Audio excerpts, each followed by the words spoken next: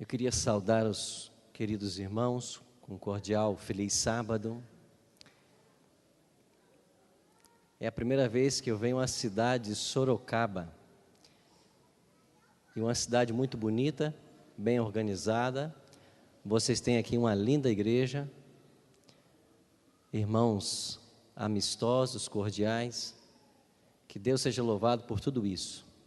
Obrigado, Dalise, pelo convite que você nos fez. Ela e a Alana são aí servidores da Novo Tempo. Estão conosco nessa manhã. Dalise é membro aqui, né? A Alana não, né? Está em Jacareí. Me faço acompanhar da minha esposa, Juliana. E feliz em estar aqui na igreja do pastor Dirceu, que é um grande amigo que nós temos. Me informaram que ele está pregando hoje em outra igreja. Talvez eu não possa vê-lo, quem sabe à tarde. Hoje à tarde, 5h30, nós vamos ter esse programa de vocês aqui, o Remanents, que é o programa jovem de vocês. E nós vamos fazer aqui um estudo de Apocalipse 13. Estamos vivendo um momento muito conturbado da história. Muitas falsas teorias têm sido levantadas por aí. E se nós não conhecermos a verdade, nós podemos escorregar facilmente. Então, hoje, a partir das 5h30 da tarde, nós vamos gastar aqui um tempo estudando Apocalipse 13. Você é nosso convidado para estar aqui presente. Eu queria convidar você, aqui no estudo bíblico dessa manhã, nós aprendêssemos um pouquinho mais sobre 2 salmos da palavra de Deus. Mas antes de lermos propriamente os 2 salmos, eu queria contextualizar vocês da história dos salmos. Você se lembra que Deus nunca quis para o povo de Israel uma monarquia. Deus sempre intencionou para o seu povo uma teocracia. Na teocracia, é Deus quem governa. Mas o povo de Israel, sempre querendo imitar as nações vizinhas, pediu a Deus um rei. E Deus permitiu. Qual foi o primeiro rei em Israel? Saul. Qual foi o segundo rei de Israel? Davi. E o terceiro? Salomão. Quando morre o terceiro rei em Israel, pela primeira vez na história, nós temos a divisão das 12 tribos. Durante esses 3 reinados, as tribos estiveram unidas sob uma mesma bandeira. Mas quando morre Salomão, nós temos um sucessor legítimo ao trono e nós temos um concorrente, Jeroboão e Roboão. A partir desse momento, as tribos se dividem. Agora você tem 10 tribos ao norte, com capital em Samaria, e 2 tribos ao sul, com capital em Jerusalém. A partir desse momento, você tem 2 dinastias reais e 2 linhagens de profetas. Os reis e profetas do norte, os reis e profetas de Judá, ou do sul. As 10 tribos que estavam ao norte em Samaria, por causa do pecado da idolatria, elas foram exterminadas no ano 722 a.C., pelo Império Assírio. E quando as 10 tribos ao norte foram destruídas, sobraram 2 tribos apenas em Jerusalém. Uma delas, Judá. E essa tribo não poderia ser exterminada, porque o Messias viria da linhagem de Judá. Daí o povo de Deus, o povo de Israel, passou a ser chamado de judeus, por causa da tribo de Judá. Acontece que essas 2 tribos também seriam levadas em cativeiro, por causa também do pecado da idolatria. E finalmente chegou o momento do cativeiro. E Nabucodonosor, rei de Babilônia, foi quem escravizou o povo de Deus. Agora, antes que Nabucodonosor chegasse, Deus havia dado em sua palavra toda a orientação para que o povo não fosse pego de surpresa e para que o povo aprendesse a confiar em Deus. Esta é a função da profecia. A profecia tem a função de levar o povo de Deus a confiar nele e não meramente matar a curiosidade sobre os eventos futuros. Agora vamos entender que momento estava vivendo o povo de Deus quando Nabucodonosor estava para chegar. Abra sua Bíblia no profeta Jeremias. Livro do profeta Jeremias, no capítulo 25, olhe para os versículos 11 e 12. O profeta Jeremias escreveu assim, Jeremias 25, 11 e 12. Dizendo para essas duas tribos: toda esta terra virá a ser um deserto e um espanto, e estas nações servirão ao rei da Babilônia, quanto tempo? 70 anos. Verso 12. Acontecerá, porém, que quando se cumprirem os 70 anos, castigarei a iniquidade do rei da Babilônia e a desta nação, diz o Senhor, como também a da terra dos caldeus. Farei deles o quê? Ruínas perpétuas. Quem é que viria escravizar o povo de Deus? Que império? Babilônia. Por quanto tempo eles seriam escravos em Babilônia? 70 anos. Volte algumas páginas da sua Bíblia para o profeta Isaías, capítulo 45, verso 1. Isaías 45, 1. Aqui é anunciado, 150 anos antes do nascimento, o nome do libertador. Assim diz o Senhor ao seu ungido, a quem? A Ciro, a quem tomo pela mão direita, para abater as nações ante a sua face, para descingir os lombos dos reis e para abrir diante dele as portas que não se fecharão. Deus deu o nome do libertador, Ciro, e eu vou adiante dele e vou abrir as portas que não se fecharão. Guarde essa informação. Volte 2 versos. Isaías 44, 27 e 28.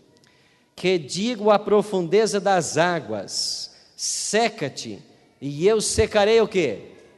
Os teus rios. Que digo de Ciro, ele é o meu pastor, e cumprirá tudo o que me apraz. Que digo também de Jerusalém, será edificada, e do templo será fundado.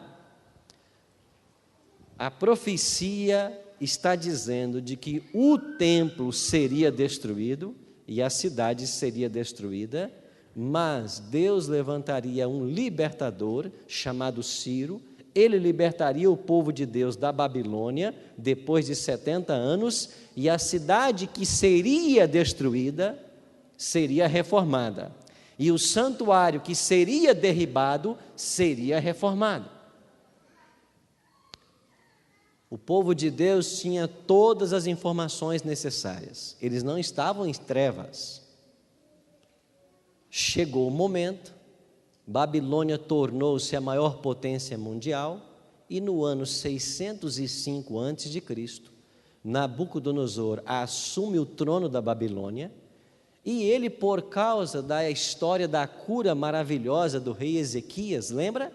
Quando ele pediu um sinal a Deus e Deus fez o sol retroceder 8 graus, os babilônicos que estudavam a astronomia perceberam o movimento contrário do sol e ouviram a história de que o Deus de Israel fizera aquilo como prova da cura do rei Ezequias. Enviaram para lá uma embaixada, e o povo de Deus, ao invés de usar um momento para pregar o evangelho e falar do Deus verdadeiro, conduziu a embaixada até o santuário, o templo, e mostrou todas as riquezas que o povo tinha. Quando Nabucodonosor tornou-se rei, a primeira coisa que ele pensou foi: eu sei aonde tem muito ouro. E ele foi até Jerusalém e escravizou a cidade. Nabucodonosor invadiu Jerusalém 3 vezes, 605, 597, 586. Lembre-se que antes de Cristo, nós usamos uma contagem decrescente. Na primeira invasão babilônica, Nabucodonosor levou apenas os príncipes judeus como cativos, entre eles 4 jovens que nós conhecemos bem: Daniel, Ananias, Misael e Azarias. Daniel tinha 18 anos quando ele foi levado para a Babilônia. A viagem durava 1.500, ou distanciava 1.500 quilômetros, talvez uns 3 meses de caminhada. E Daniel tinha 18 anos quando ele foi levado para a Babilônia. Quando os judeus chegaram lá em Babilônia, entre eles Daniel, como cativos, eles escreveram um salmo. Abra sua Bíblia aí no Salmo 137. Este é o primeiro salmo que nós vamos estudar nessa manhã. Pense no povo de Deus, escravo em Babilônia, escrevendo uma canção. A canção foi assim, Salmo 137. Às margens dos rios da Babilônia, nós nos assentávamos e chorávamos, lembrando-nos de quê? Sião. Quais são os rios da Babilônia? A Babilônia fica numa região da terra chamada Mesopotâmia. E a palavra mesos quer dizer entre e potames, rios. Babilônia está construída em cima ou numa terra entre o Tigre e o Eufrates. Eram os 2 rios da Babilônia.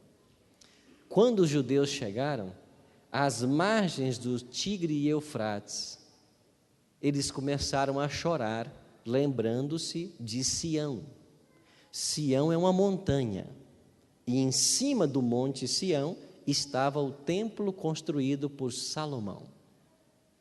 Então, lembrar-se de Sião, sentir saudades de Sião, é saudades do santuário, do templo. Verso 2: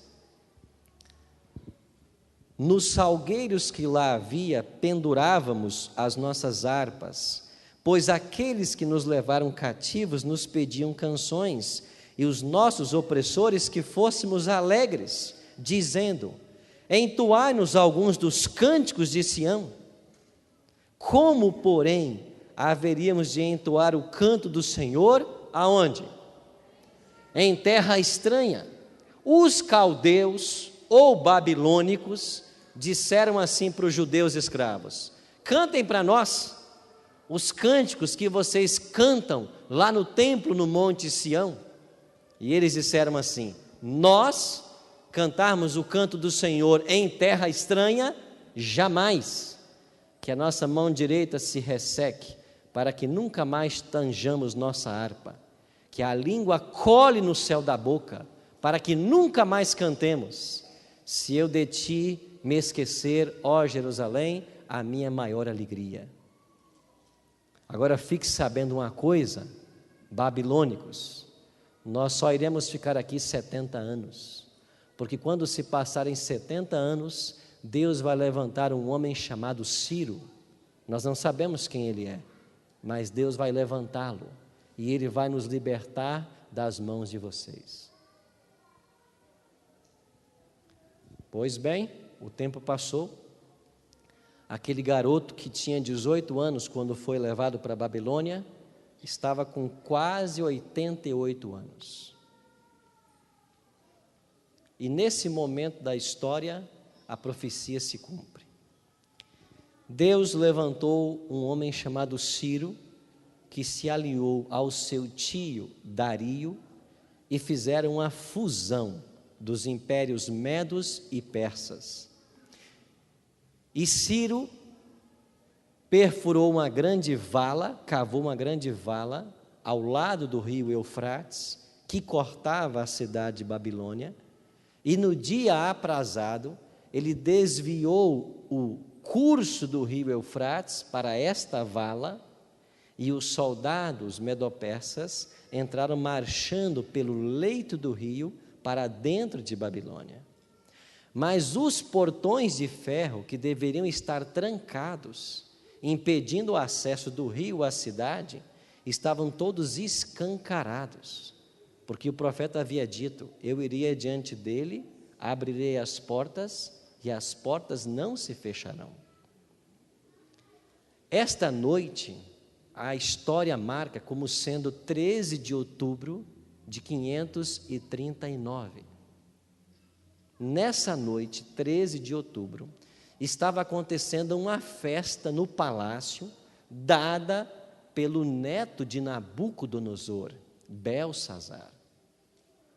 E enquanto ele estava com 1000 convidados, numa farra danada, se prostituindo, adorando seus deuses, tomando todas, já bêbado, ele disse assim: vão lá no templo de Marduk e peguem os utensílios sagrados dos judeus, porque eu quero beber vinho agora, mas é na taça que eles adoravam o Deus deles. Vieram então os vasos sagrados do templo de Salomão, e esse povo ímpio começou a tomar vinho nesses cálices sagrados. Isso foi a gota na paciência divina. Então Deus fez uma mão aparecer na parede do palácio e escreveu: Mene, Mene, Tekel, Peres. Quando o rei viu aquela mão, ainda que bêbado, ele teve tanto medo que diz a Bíblia que um joelho batia no outro, de tanto que ele tremia. E ninguém entendeu nada. E no desespero que se arrumou, que se tornou ali o palácio, a mãe do rei disse assim: nos dias do teu pai, que na realidade aqui é o ancestral, né? Havia um jovem aqui que interpretava sonhos, e ele está aí. Mandaram chamar Daniel. Entra agora o velhinho. E Daniel lê o que está escrito na parede, volta-se para o rei Belsazar e diz assim: olha, você estourou o cálice da paciência divina. O seu reino foi pesado na balança e você foi achado em falta. Ele será tirado da sua mão e dado aos medos e os persas. E quando Daniel terminou de interpretar a escritura, Ciro já estava dentro de Babilônia com os soldados. E foi assim que caiu a grande Babilônia. Próximo ato agora, o rei Ciro, que assumiu o controle do império, deveria autorizar por decreto o retorno dos judeus para Jerusalém. Acontece que se os judeus voltassem para Jerusalém, reconstruíssem o santuário, voltassem o sacrifício, no tempo aprazado, quem é que viria? Quem, irmãos? O Messias. E quem é que não queria isso? O diabo. Então o diabo fez o quê? Ele pessoalmente, e deixa eu explicar um detalhe aqui. O diabo não é onipresente, irmãos. Tem gente que acha que o diabo é onipresente. Se o diabo estiver aqui em São Paulo, ele não pode estar no Rio de Janeiro. Se ele estiver no Rio, ele não pode estar na Bahia, muito menos na África e muito menos no Japão, porque ele depende de deslocamento. Ele é um anjo caído, ele não pode estar em 2 lugares ao mesmo tempo. O certo é que ele foi até a corte pessoalmente e começou a colocar na cabeça de Ciro: não assina o decreto, não assina. Mas Daniel, servo de Deus, começou a orar: Deus, cumpra a tua promessa, chegou a hora. Em casa você leia Daniel 9, é a oração de Daniel sobre esse momento da história. Quando Daniel se pôs a orar, o céu enviou o anjo mais poderoso que tem lá. Como é que ele se chama? Gabriel. Esse é o anjo que ficou no lugar do diabo quando ele foi expulso do céu. Gabriel só vem à terra em momentos especiais. Lembra do anjo que anunciou a Maria a gravidez dela? Gabriel. Lembra do anjo que foi explicar para José: não largue essa mulher? Gabriel. Lembra do anjo que tirou a pedra e chamou Cristo da sepultura? Gabriel. Gabriel veio para impressionar o coração de Ciro, e ali ficou Gabriel e Lúcifer, 2 criaturas, brigando. Brigaram 3 semanas, e durante 3 semanas Daniel orou e jejuou, mas a briga ficou empatada. O decreto não era assinado. Depois de 21 dias de oração e jejum, o céu enviou Miguel. Irmãos, quem é Miguel? É o próprio Cristo. E quando Miguel chegou na corte babilônica, saiu demônio por tudo quanto é janela daquele palácio. Não ficou ninguém. E Ciro fez o quê? Assinou o decreto. E o povo judeu poderia voltar agora para Jerusalém. Você imagina que deveria ter acontecido uma grande festa? Não foi? Mas nada disso aconteceu. Sabe por quê? Porque os judeus, quando o decreto foi assinado, e eles deveriam voltar para Jerusalém, eles disseram: não.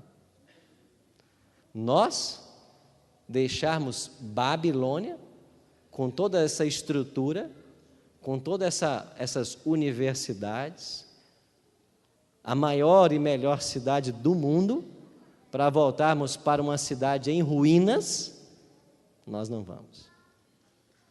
E por que eles não foram? Porque eles haviam criado laços com Babilônia. Por isso eles não voltaram. Mas algumas famílias voltaram, cerca de 2.000 famílias, nesse primeiro regresso.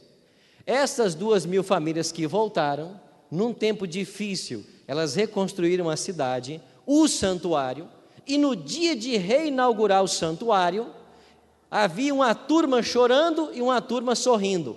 Sorria quem nasceu em Babilônia, nunca havia visitado a cidade santa, nunca havia subido o Monte Sião, nunca havia visto o templo, ainda que esse templo agora em nada se comparasse ao de Salomão, porque Nabucodonosor havia destruído.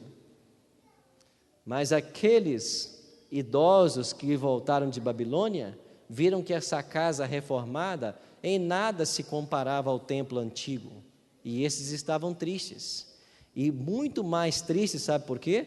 Porque dentro do Santíssimo, onde outrora estivera a Arca da Aliança, e dentro da Arca as 2 tábuas da lei, símbolo da aliança com Deus, ela não estava mais aí. Ela havia sido escondida por alguns judeus piedosos antes da invasão babilônica, e agora no Santíssimo eles colocaram apenas uma pedra.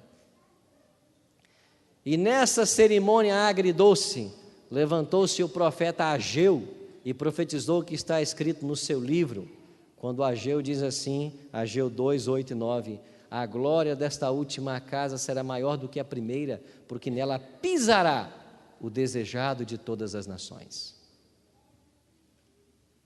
É daí que Ellen G. White tira o título para o seu livro. O sacrifício voltou, e na plenitude dos tempos, como diz a palavra de Deus, quem veio? O Messias. E quando Jesus vem, entra no templo pela primeira vez, e Mateus 24, verso 1 registra esse momento, e depois você tem Cristo morrendo na cruz, e depois indo para o santuário celestial. E esses atos da vida de Cristo representam ou significam a derroca do reino de Satanás. Porque vindo o Messias, o povo de Deus estava salvo. Esses judeus que voltaram, reconstruíram o templo, eles também escreveram um salmo, Salmo 126. O Salmo 126 é o contraponto do Salmo 137. Quando os judeus voltaram de Babilônia, eles escreveram esse cântico. E você percebe que é um cântico de romagem. Deve ser cantado enquanto se caminha. E eles cantaram assim: quando o Senhor restaurou a sorte de Sião, ficamos como quem sonha.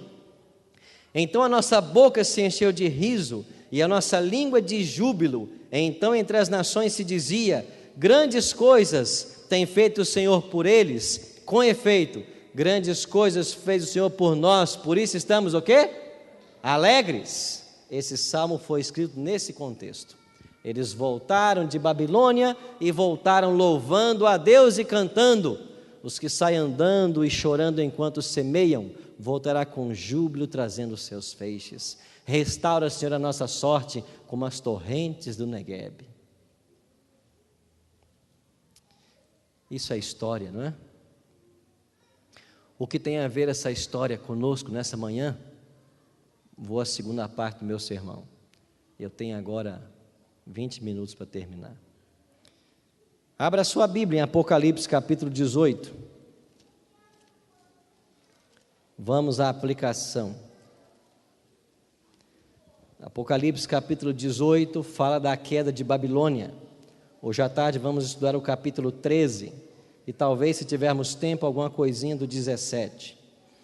Apocalipse 18, versículo 4. Então exclamou com grande e potente voz: Caiu, caiu, a Babilônia se tornou morada de demônios, covil de toda espécie de espírito imundo e esconderijo de todo gênero de ave imunda e detestável. Verso 4: Ouvi outra voz do céu dizendo: Retirai-vos dela, povo meu, para não serdes cúmplices em seus pecados e para não participar dos seus flagelos. O anjo está clamando o povo para se retirar da onde, irmãos? Da onde? Mas espera aí. João escreveu o Apocalipse no final do 1º século. Babilônia caiu no 6º século antes de Cristo. De quem João está falando? É claro que não é da Babilônia física, a cidade, é uma Babilônia espiritual ou mística. E eu pergunto para os irmãos, nessa manhã, aonde está a Babilônia hoje? Essa Babilônia espiritual, mística, aonde ela está? Eu não vou voltar ao Gênesis e falar de Babel, Torre de Babel, nada disso, eu vou adiantar-me. Babilônia significa confusão. E a Babilônia mística de Apocalipse, ela fala dos dias atuais, quando nós temos uma verdadeira confusão religiosa generalizada.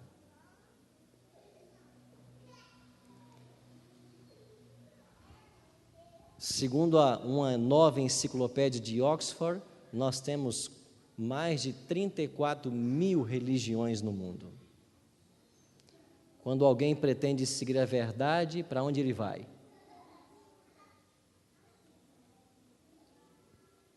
O diabo mudou de estratégia.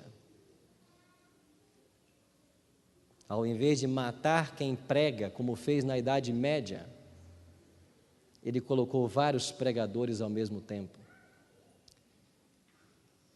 E nesse mosaico multirreligioso da sociedade atual, nós podemos perceber pelo menos 4 polos de igrejas. Primeiro polo de igrejas, igrejas que só tratam do dom de línguas. O que interessa é a glossolalia, é falar línguas. Segundo bloco de igrejas, só se preocupam com o exorcismo. Todo culto tem exorcismo. Terceiro bloco de igrejas, só se preocupam com a cura. A cura divina é pregada o dia inteiro, todos os dias. Quarto bloco de igrejas, teologia da prosperidade. Dá tudo para Deus que você fica rico. Vamos fazer uma breve análise. Primeiro bloco de igrejas, as igrejas que só se preocupam ou que fazem do dom de línguas a sua doutrina fundamental e o seu principal movimento no culto. Se você der uma rápida olhada em casa, em Atos 2, você vai perceber que ali é a primeira ocorrência do dom de línguas na Bíblia. E quando o dom se manifestou, o dom de línguas, 3 coisas devem ser destacadas. Primeiro, os discípulos no Pentecostes que precisavam pregar o Evangelho só falavam o grego e o aramaico. E em Jerusalém, naquele Pentecoste, haviam 16 nações que não falavam o grego e o aramaico. Houve uma necessidade de que Deus desse o dom de línguas para os apóstolos, para que eles pregassem o Evangelho. Então, primeira coisa, o verdadeiro dom de línguas só será dado quando houver necessidade. Eu pergunto para vocês, Há necessidade que Deus nessa manhã me dê o dom de falar aqui em russo? Vocês estão entendendo o meu pobre português? Primeiro, só vai ser dado o dom de línguas verdadeiro quando houver necessidade. Segundo ponto, o dom de línguas verdadeiro que é dado quando há necessidade, não é uma língua ininteligível, é uma língua conhecida e falada por alguma nação debaixo do céu. Porque em Atos 2, que fala dos partos, medos, elamitas, naturais da Capadócia, do Ponto, da Ásia, da Frígia, Panfilha, eles disseram assim assustados: não são 10 horas da manhã? Esse povo que está aí falando não são galileus? Como é que cada um de nós está ouvindo eles pregar em nossa própria língua materna? Dom de línguas é a habilidade que Deus dá a um crente de falar uma língua materna com a qual ele nunca teve contato. Isso é dom de línguas. Terceiro ponto. Se, segundo Paulo, em 1 Coríntios capítulo 12, é o Espírito Santo quem distribui os dons, e Paulo destaca, ele distribui como lhe apraz, eu não posso pretender que toda a igreja tenha um dom específico. Porque se é o Espírito Santo quem distribui, ele vai dar para você e para mim os dons que ele quer dar. Então não existe essa história de que todos na igreja têm que ter o mesmo dom. Acontece que no pentecostalismo, o dom de línguas é encarado como uma doutrina chamada doutrina da subsequência. E a doutrina da subsequência ensina de que quem recebe o Espírito Santo automaticamente fala línguas. E quem não fala línguas é porque não foi batizado com o Espírito Santo e é um cristão de segunda categoria. Aí quando o povo... Escuta o que eu vou dizer aqui. Preste atenção. Essa é a parte mais importante do sermão. Aí quando o povo sincero de Deus se reúne nessas igrejas para aprender da palavra, porque querem ser salvas, elas são imergidas numa liturgia onde a palavra não é aberta e onde se prega que todo mundo tem que falar línguas. E esse povo de Deus, no momento de transe psicológico, começa Harabarashura, Shurabarahara. E alguém diz assim: foi batizado, falou em línguas.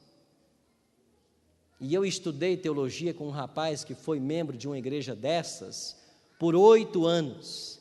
Eu batizei um senhor que foi membro de uma igreja destas por 42 anos. E ele falou línguas 42 anos. E quando ele se batizou na igreja adventista, eu perguntei: irmão José, o que o senhor falava nesses 42 anos? Eu nunca soube, pastor. Mas o que acontece? Pastor, todo mundo começa a falar, e se você não fala, você é um cristão de segunda categoria. E daqui a pouco eu estava falando também, e quando eu falei pela primeira vez, o pastor disse: foi batizado, é o Espírito Santo. E o que essas pessoas estão aprendendo da Bíblia? Pessoas sinceras, filhos e filhas de Deus, que estão em busca da verdade, não ouvem nada da palavra. Sabe por quê? Porque o culto é com perdão da expressão, é uma balbúrdia, é uma confusão. Eu só tenho 11 minutos. Segundo bloco de igrejas, só se preocupa com o exorcismo. Todo culto tem exorcismo. Eu não sei como é que eles fazem, porque culto tem horário, inclusive na TV e no rádio, mas eles exorcizam pela TV, pelo rádio. Eu não sei se eles agendam um demônio para segunda, um para terça, um para quarta, você é quarta, 7h30, eu não sei como é que eles fazem. O que eu sei é que todo dia tem exorcismo. E um dia eu fui confrontado por uma irmã dessa igreja, e ela disse assim: vocês adventistas não têm poder, vocês não expulsam demônios.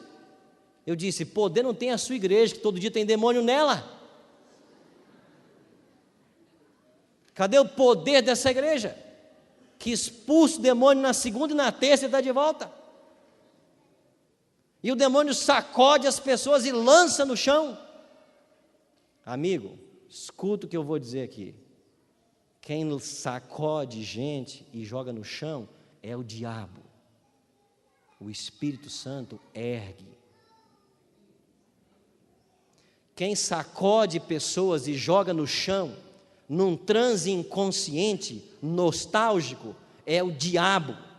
O Espírito Santo ergue. O Espírito Santo fala com clareza à sua mente. O Espírito Santo apela à sua mente. Terceiro bloco de igrejas, só se preocupam com a cura. Outro dia eu assisti num desses programas de TV, desses curandeiros aí, ele falou assim: eu vou orar agora e Deus vai curar. Ele fez uma oração lá e disse assim: Deus me falou agora que alguém aqui no auditório foi curado de um problema de coluna. Aí tinha uma irmãzinha sentada aqui nos primeiros bancos, levantou a mãozinha: pastor, foi eu. Ele disse: não, não foi você não. Uma segunda: foi eu. Não, não. Uma terceira pessoa lá atrás levantou a mão: é você que foi curado. Um desses curadores que usa óculos, um dia foi no Maracanã fazer um grande ajuntamento, onde as pessoas saíram com sacos de dinheiro. Em um momento daquela programação, ele disse assim: eu vou orar e Deus vai curar. Ele orou e disse: agora você está curado, jogue o seu óculos fora, porque você foi curado. Uma repórter, e você sabe que tem repórter que não presta, né? Por que o senhor orou e o senhor não jogou o seu óculos fora?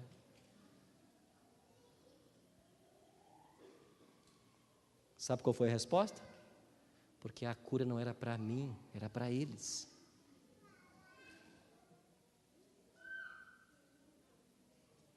Quarto bloco de igrejas, só se preocupa com teologia da prosperidade. Só no Rio de Janeiro, em uma comarca, existem 3.000 processos contra uma dessas igrejas, por apropriação indébita. Gente que no calor da promoção que eles fazem, eu li de um rapaz que vendeu até o colchão que ele dormia para dar para a igreja. Na Bíblia, existe um plano claro de Deus. Você dá o seu dízimo e a sua oferta. Dízimo é 10% e mostra que você é honesto. Oferta você dá quanto você quiser. Demonstra sua gratidão. Esse é o plano sistemático de Deus. E existem milhares de pessoas nessas igrejas, gente de Deus, gente sincera, mas que estão perdendo tudo porque estão sendo enganadas. Falar línguas é um dom bíblico, exorcismo é um dom bíblico, curar é um dom bíblico, teologia da prosperidade não é bíblico, mas Deus prometeu abençoar os que forem fiéis, nos dízimos e nas ofertas. Você entendeu que o diabo fez uma contrafação? Ele pegou o que é verdade e transformou em mentira? Para onde vamos agora? Apocalipse 16, 12. Apocalipse 16, 12, sexta praga. Das 7 pragas, a sexta praga contém elementos simbólicos. E os elementos simbólicos estão aí, porque nada na Bíblia é por acaso. Leia a sexta praga. Apocalipse 16, 12. Derramou o cesto a sua taça, aonde, irmãos? Sobre o grande rio Eufrates, cujas águas se secaram, para que preparasse o caminho dos reis que vem da onde? Do oriente ou do nascente do sol. Você lembrou de Babilônia agora? Você se lembrou do rio Eufrates? Você se lembrou da estratégia de Ciro secando o rio? Tudo isso que aconteceu com o povo de Deus no 6º século antes de Cristo é uma tipologia do conflito final entre Cristo e Satanás, prefigurado na 6ª praga. É por isso que a 6ª praga termina com a expressão Armagedon. Ciro é um tipo de Cristo. E o secamento do rio Eufrates significa a preparação política e social para a volta de Cristo. Os reis do Oriente ou do nascente do sol, Cristo e seus anjos. Ou seja, já podemos ouvir os passos de um Deus que se aproxima. Bem, como tudo aqui é simbólico, tipológico, eu tenho uma péssima notícia para dar para vocês. Ciro é um tipo de Cristo, o secamento do rio Eufrates é tipo de uma realidade espiritual, a Babilônia hoje é a Babilônia mística, mas quando o decreto for assinado para que o povo de Deus saia de Babilônia para ir para a Nova Jerusalém agora, muitos não quererão ir pelo mesmo motivo. Sabe qual o motivo? O que eu disse sobre a primeira Babilônia? Criaram laços, prosperaram, criaram laços e raízes em Babilônia.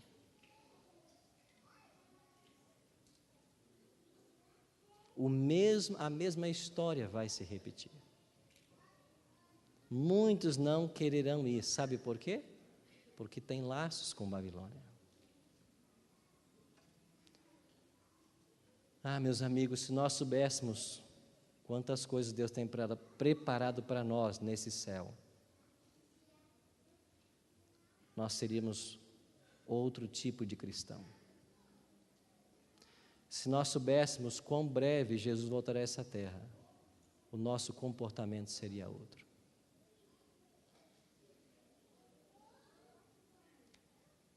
Meu apelo nessa manhã é para algumas pessoas que percebem de que tem alguma coisa ligada com Babilônia.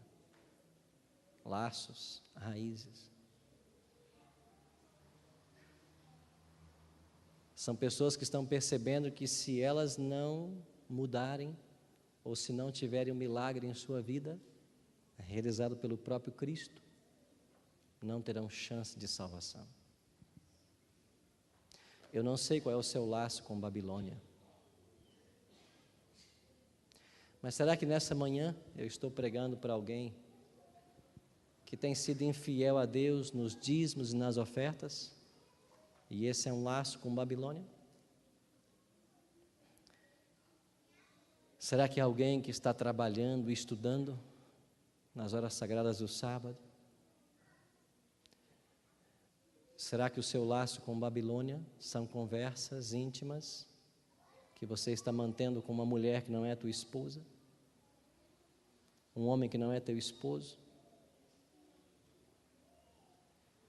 Será que o laço que eu tenho com Babilônia é um estilo de vida que eu tenho longe daquilo que essa igreja orienta ainda?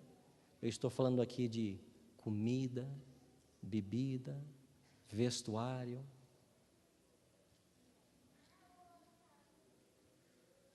Será que eu tenho algum laço com Babilônia?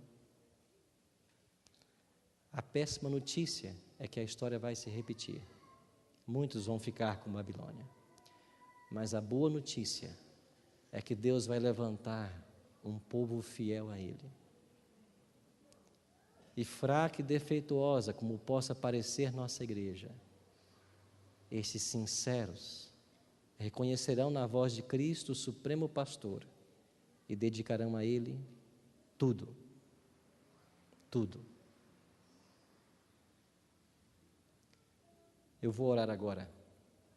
Alguém nessa manhã que queria dizer assim: pastor, eu preciso de uma oração, porque eu tenho um laço com Babilônia ainda, mas pelo poder que há em Cristo, eu quero ser liberto nessa manhã. Há alguém? Eu queria convidar você para ficar de pé, se tem alguém aqui.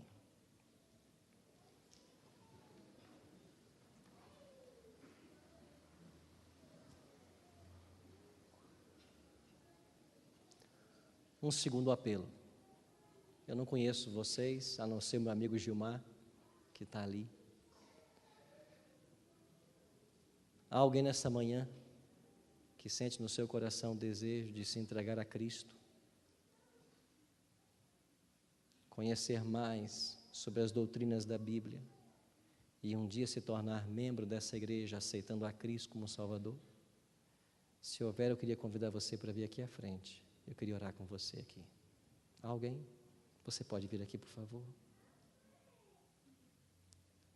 Louvado seja Deus. Você pode subir aqui comigo? Alguém mais? Vem aqui. Você hoje pela manhã ouviu o Espírito Santo falando com você? Dizendo assim, olha, eu tenho uma igreja para você. Não é uma igreja santa, está cheia de pecadores, mas é uma igreja que tem a verdade da palavra de Deus. E quando o povo se reúne, o Espírito Santo se faz presente, porque Ele aqui é adorado. Louvado seja Deus pela decisão de vocês. Alguém? Tem gente aí ainda em pé aí, que não é membro da igreja aqui, nunca foi batizado. Mas o Espírito Santo está chamando você. Vem.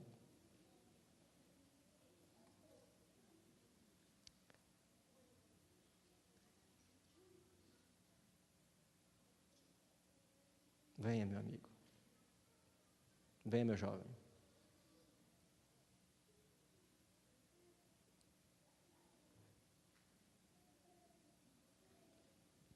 A maior decisão que alguém pode tomar é aceitar a Cristo como um Salvador, entregar a sua vida a Ele.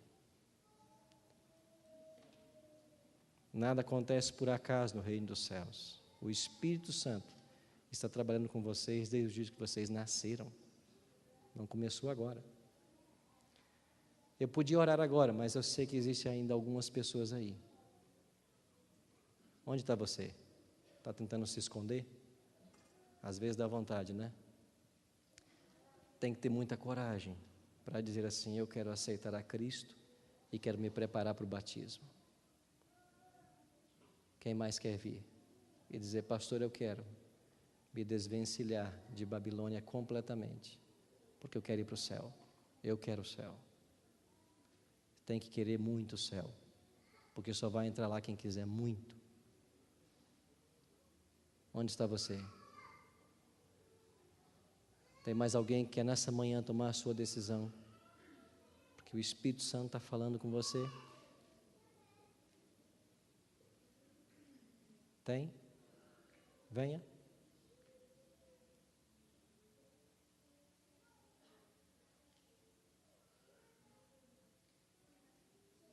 Não foi batizado ainda? Não existe esperança de salvação para você sem batismo. O Cristo não mente. E em Marcos 16 ele disse assim, quem crer e for batizado será salvo. Não existe salvação sem entrega, sem batismo. Antes que eu ore, alguém mais quer vir e dizer, eu quero tomar a minha decisão agora? Amigos, está acontecendo aqui, nós não podemos ver, mas um grande conflito entre o bem e o mal. Se nossos olhos pudessem ser abertos, nós veríamos os anjos de Deus pelejando com os anjos do mal, pela posse de um coração. Por que você não deixa o céu vencer e vem? Eu vou perguntar pela última vez. Alguém mais quer vir e tomar agora a sua decisão?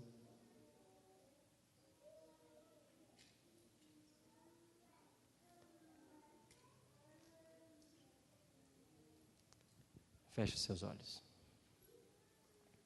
Pai Santo, louvamos o Teu nome porque a graça de Cristo viaja há 2000 anos do Calvário e alcança todos nós nessa manhã.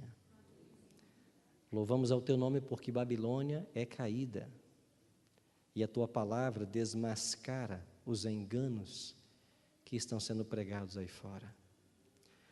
Louvamos ao teu nome porque aqui na tua igreja existem pessoas sinceras que estão aqui buscando a tua direção para as suas vidas, buscando o teu poder. E louvamos mais ainda o teu nome porque o céu foi vitorioso nessa manhã. E aqui à frente está a prova dessa vitória. Pessoas que estão se entregando ao Senhor, porque o teu Espírito Santo as tem chamado. Milhares estão sedentas da tua palavra. E a nossa oração é por esses que aqui à frente estão. O Senhor pode enviar anjos poderosos para estar ao lado delas a partir de agora, para protegê-las, para guardá-las, para que elas tenham oportunidade de em breve serem batizadas, para que o seu nome, os seus nomes estejam no livro da vida, para que quando Cristo voltar em glória e majestade, todos nós estejamos prontos. Abençoa-os.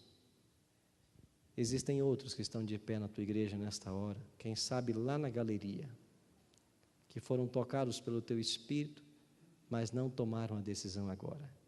Cuida também destes e dê a eles em breve a chance de também tomar essa decisão. A nós outros que um dia fomos batizados, nessa manhã, destrua, Senhor, os laços que nós ainda temos com Babilônia. Ajuda-nos a nos libertar do pecado e do seu peso que tenazmente nos assedia e a corrermos livres e com perseverança a carreira que nos está proposta, olhando sempre firmes para Jesus, o autor e consumador da nossa fé. Que o teu Espírito seja derramado sobre todos nós nessa manhã. Que nós deixemos esse mundo de pecado porque temos uma festa para celebrar ao Senhor na Nova Jerusalém. Esse é o nosso desejo, é a nossa oração, em nome e por amor de Jesus. Amém.